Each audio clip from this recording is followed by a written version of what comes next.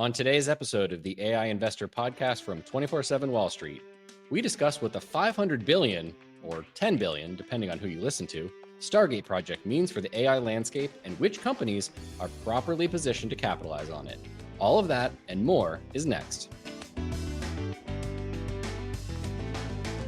Welcome back to the show. I am David Hanson, joined by Eric Bleeker. Eric, we talk a lot about nerdy AI infrastructure stuff, and suddenly that's on the front page these last couple of days. It feels like we're invited to sit at the cool kids table all of a sudden. Mama, we made it. We made it. So that's obviously the headline that's really grabbing everyone's attention, not just these investors in the AI space. Is some pretty bold statements coming out of the White House, including some AI projects. We had Masa-san there, and I wanted to jump into this headline. You know, the headline is $500 billion, or that's kind of what was said at this press conference. It seemed like a kind of a makeshift press conference. I don't know how much planning went into this, but $500 billion going into AI investment infrastructure here in the US. What was your takeaway from this? This is obviously, I mean, that's a massive number, and we throw around some big numbers, and we're going to get into the details of this, but what was your initial reaction? And then let's jump into some of the details of what's actually going on. Yeah, it wasn't quite an event at the Four Seasons, but it did seem a little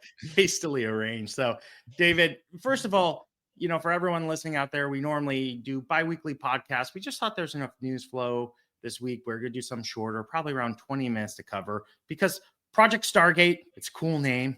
It's a lot of money. We want to be able to break it down and kind of preview how this might change the investing landscape. So the headline is $500 billion in investment across 4 years, starting with $100 billion now. Now, the equity backers of this, OpenAI, needs no explanation. SoftBank, headlined by a, David, what could we call him? Mercurial CEO, Masa-san. He was famous for launching his Vision Fund, where he was trying to allocate $100 billion towards AI. I believe it was first announced in 2017. We've got MGX, which is basically a sovereign wealth fund. It has access to more than $1 trillion in capital. And then we have Oracle, which after the big hyperscalers we've talked about in the show is kind of fifth place in terms of spend, and they're looking to make a bigger splash. So, right, the big question you're asking, David, is how much of this is kind of PR versus reality? And, there was a great quote during the press conference where Masa-san had said, I came to do a prior announcement in December of $100 billion. Donald Trump, you had asked for $200 billion. And now I'm back with $500 billion. So I think part of it was some of this was already in motion. Trump had asked to go bigger. And, Masa-san, who is a showman, he went around, he found a way to get bigger numbers. And, David, there's a reason this is being announced. This has been in motion for a while. The projects with Oracle and OpenAI, they're already under construction, but they held off announcing until the day after the inauguration. We've talked about these projects are very large, multi-year. This isn't something where you decide on a weekend we're going to start building. And so clearly this has been in the works. Correct. So, you kind of take some package that's already existing. Maybe there's some incremental spending and you got some backers. You package up into a cool sounding project. It's not quite the Death Star, but it's Stargate. It's somewhere in between.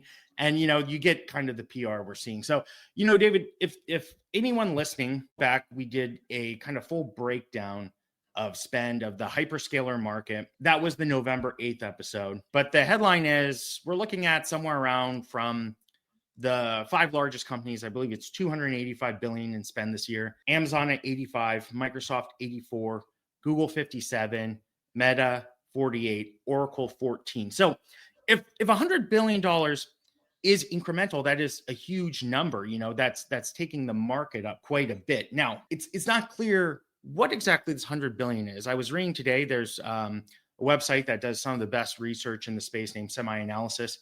They were saying the $100 billion number, which is what's happening this year and is already in motion, that is actually using a different metric called total cost of ownership.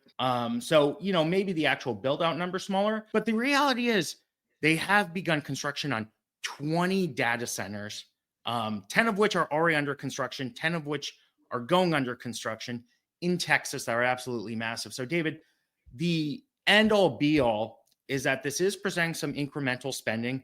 This is giving OpenAI an outlet outside their Microsoft partnership. And I think this actually does take estimates for AI spend in 2025 up. So, I think that's the headline. If you want to dig deeper into any other questions, let's get into it. Yeah. So it sounds like, big fancy round numbers, 100 billion, 200 billion, 500 billion. So it's a big number. We know that. We did then have Elon Musk weigh in, who's obviously been right next to President Trump, advising on all sorts of things. And obviously Elon has his hands in the AI landscape. And he very quickly said, they don't have that money. That's outrageous. Maybe it's closer to 10 billion. So that's a huge gulf. I don't know who's right.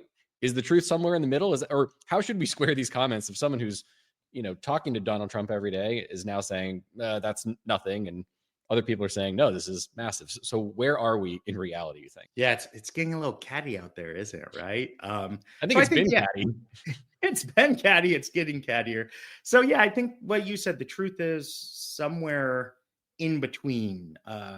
It's not 10 billion that Musk said. It's not 500 billion. It's somewhere in between there, which I know is a big gap. But David, I would say, as we were talking about earlier, the big picture right now is, I think when you look at the people funding this, MGX has access to more than $1 trillion in capital. SoftBank, there's been discussion about how much they could really have. There is some talk that they might spin off ARM, raise some more capital from that. OpenAI can go forward and, lead more rounds to get capital. They can also access debt capital, especially probably through MGX as a backer. So I think the first phase for $100 billion or so, that's locked in. And they're probably going to get to at least a secondary phase. So, I think depending on the success of the first one is how deep it'll go. But for companies involved in the most core areas of what's going to be accelerated by this, I think it does present some upside, right? So let's maybe talk about some of those companies who could benefit from additional investment.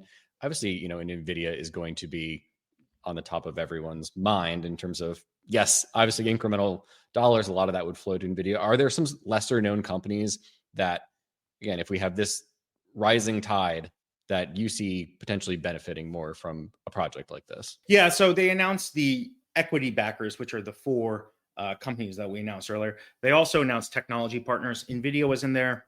Microsoft's in there. I think that's maybe throwing a little bone because there is some tension going on right now where OpenAI and Microsoft have had a very strong relationship, and now they're moving towards, this large build out with Oracle. Also, ARM Holdings was mentioned, which I think is throwing a bone to Masa-san, who, currently has ownership of ARM Holdings. But I think that the companies that you really want to look at benefiting the most are, as you said, David, we have made it. We are the cool kids at the table, and it's AI infrastructure. All of our geeky little stocks are having their, day in the sun today. So we published an article yesterday on 24/7 Wall Street. I believe the name was 5 stocks that could benefit from Project Stargate. You could search that, or we could put it in the show notes. But the companies that we highlighted were Celestica, Vertiv, Fabrinet, Coherent, and Ciena. Now, 4 of those names for longtime listeners shouldn't be new. We've recommended Vertiv because largely their leadership in the liquid cooling space. If NVIDIA's a technology partner for this project, their newer chips heavily rely on liquid cooling. If we're seeing large build outs, that's going to really benefit Vertiv because it's going to see incremental dollars to their liquid cooling business. Now, Fabrinet's pretty interesting.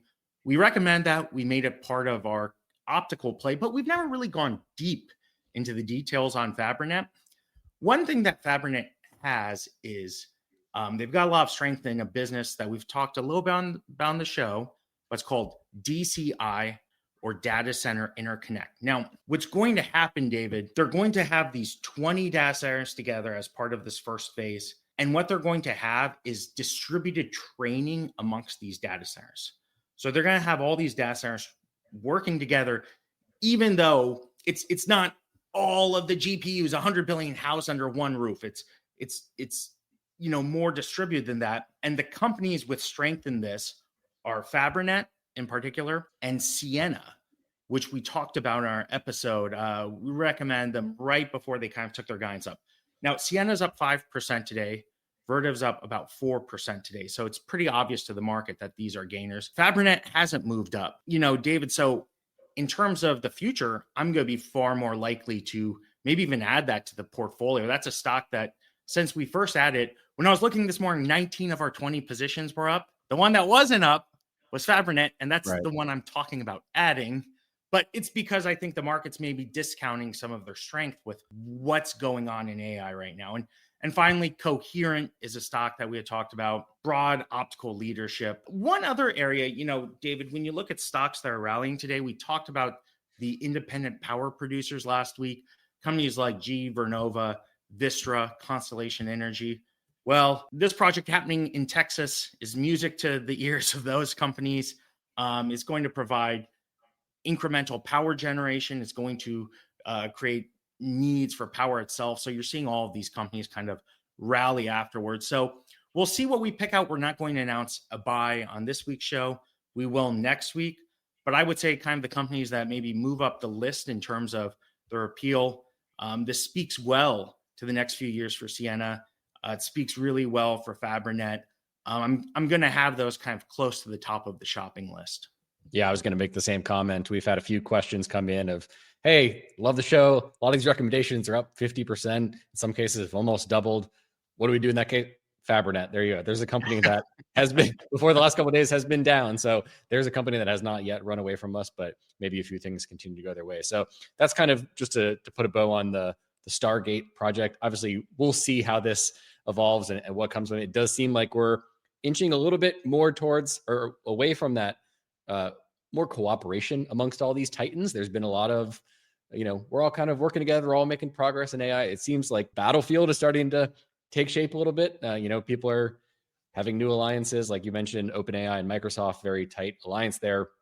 People are starting to wonder, is that relationship starting to get a little bit, more contentious? So we'll be interested to see how those titans kind of battle it out. In the meantime, we'll watch that, but then also our smaller, not quite titans in our portfolio, hopefully will continue to benefit. And if you don't see the companies duking out, you can just watch the CEOs on Twitter throwing barbs at each other. It's great theater. Exactly. All right, let's move on to a company that we recently added to the portfolio that just reported earnings, and that's SK Hynix. Really impressive headline earnings. The stock is down. Eric, it's unusual for our portfolio. Usually we've got 20% after earnings. So what's going on? This is a company again that we just recently added. Again, it's not trading down 20-30% or anything, but a little bit down on what looked like to be good headline earnings. So walk us through, what did you see? How does it relate to the thesis that we talked about with SK Hynix, and what's maybe troubling the market here? Yeah, I mean, they released a 20-fold jump in operating profit. Revenues were up 75%, as we've talked about. Trades for about 5.5 this year's earnings. So you hear those numbers, and as you mentioned, naturally the market hates it, absolutely hates it. But shares weren't down too much today. I believe it closed down around 2.6%. But it's having a lot of kind of follow through into the broader market right now. So memory adjacent stocks, which we've talked about in recent episodes.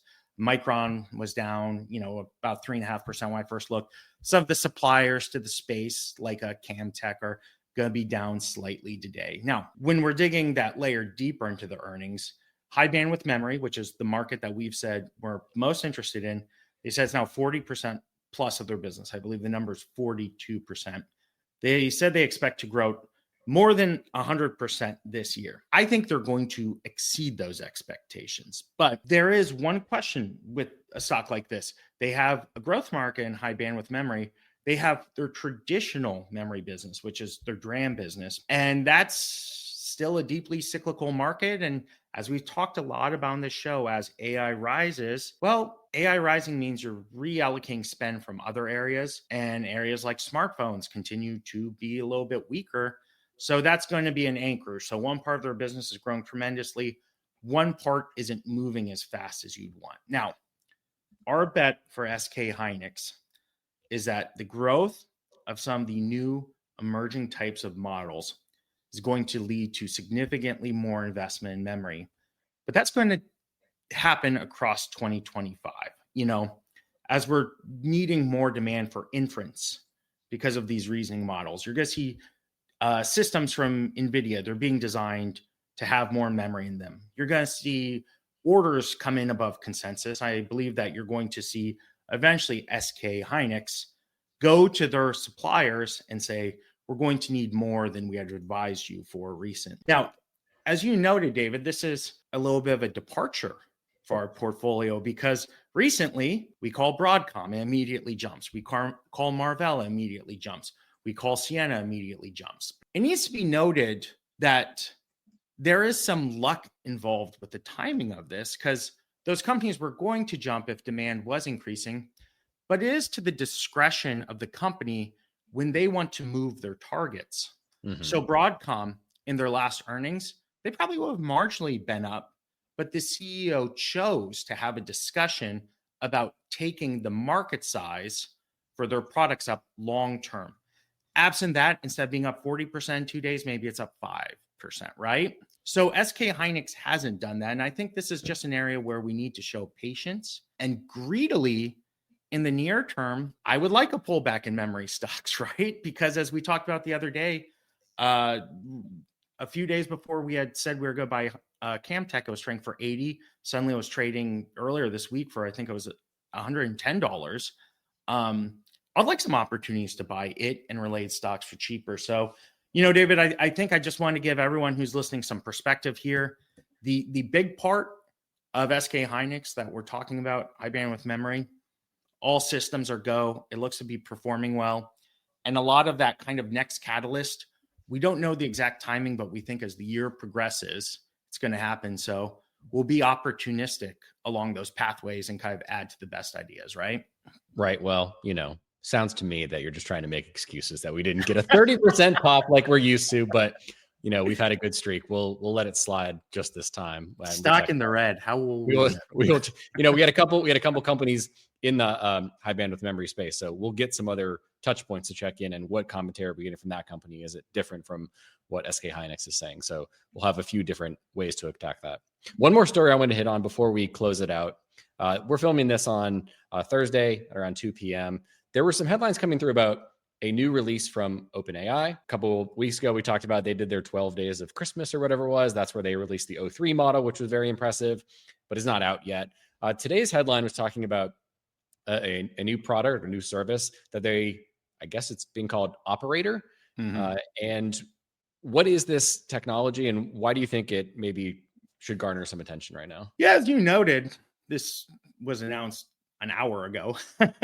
So we'll need a little time to digest this. It seems like we have a way of doing shows where big announcements are being made in the space. But, David, the high level thing to watch for is we've talked about 2025 being the year of agents. And agents is a really esoteric idea to a lot of people that you can have AI that goes and interacts with text fields and does buttons and it's able to achieve tasks for you. So being able to get this out into the public is a big deal. And the reason AI has seen kind of its success across the past 2 years was because of the AI moment of the release of ChatGPT. Companies like Anthropic, XAI, they might have technology that's approaching or close or in some ways even surpassing OpenAI, but they don't have the critical user mass of OpenAI. So if OpenAI go ahead and releases something, it's always going to be a big deal. Now, Operator, in its initial release, it's part of their $200 a month tier. So your average person is not going to have access to this. It's also being described as a research preview.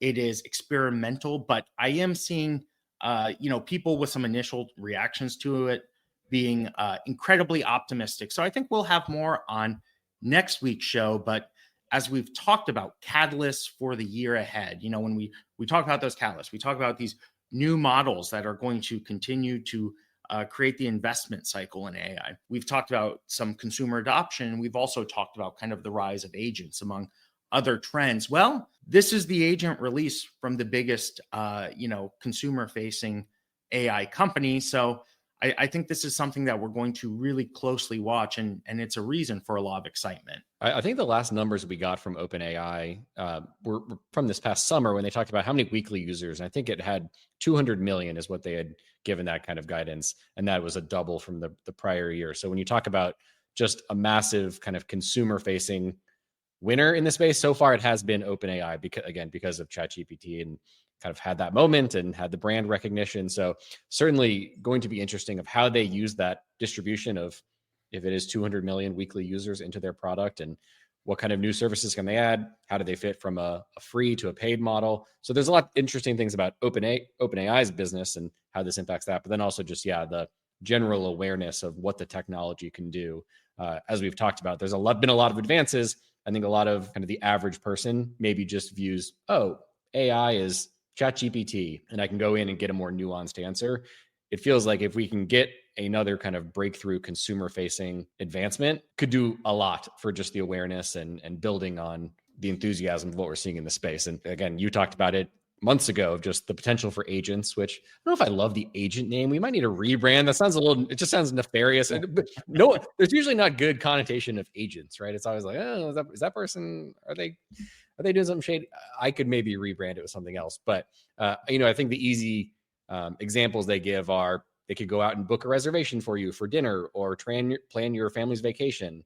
And I don't know if people are quite ready to trust the AI to, hey, go take my credit card and book a couple $1,000s. But again, if you can get it to a point where people are confident with that, or, hey, go handle my grocery shopping online and order it for me, I think those are the types of applications that really will get the average person interested in a product that they otherwise might not have. Yeah, it's definitely for the first adopters right now. How about we'll rebrand it David's Little Helpers, something like that? I mean, assistant or something. I don't know. Agent. I don't know. I don't know if I buy it. I could see it being rebranded, and maybe one of these companies that maybe Meta rebrands it. I don't know if they are using the agent. We'll get there. Everything's a little grandiose right now. You've got Stargate agents. It's a heady time in AI. All right. Well, that's those are the three stories that I wanted to hit on. We had Stargate, we had SK Hynix, and we just had operator news kind of come across the ticker today. So, Eric, anything else before we wrap up this quicker episode? Yeah, just one thing out there. I know, we've had some new listeners recently. I just wanted to know, we are looking for someone that, if you know someone who's really involved in the finance space or interested, we're looking for someone to help out in some of the operations for the show. I don't know if there's anyone out there who'd know someone in their life who would be interested in kind of trying to grow something and finance in the forefront of AI. But we have our email address, questions@247wallstreet.com. You can go ahead, reach out to us. We'll be posting this job on, various job sites. But I also want to go ahead and mention it just in case anyone out there had, especially someone coming out of college looking to get a start in kind of a fast growing industry. I think we've got something that can offer that. So I will end with that pitch, and I hope everyone out there has a lovely week. Yeah, absolutely. So and know anyone interested in social media, editing videos, editing audio, anything like that, we would love to hear from them. For Eric Bleeker, I'm David Hanson. We'll see you next time. People on this show may have interest in the stocks they talk about. This is not investment advice, so don't buy or sell based solely on what you hear.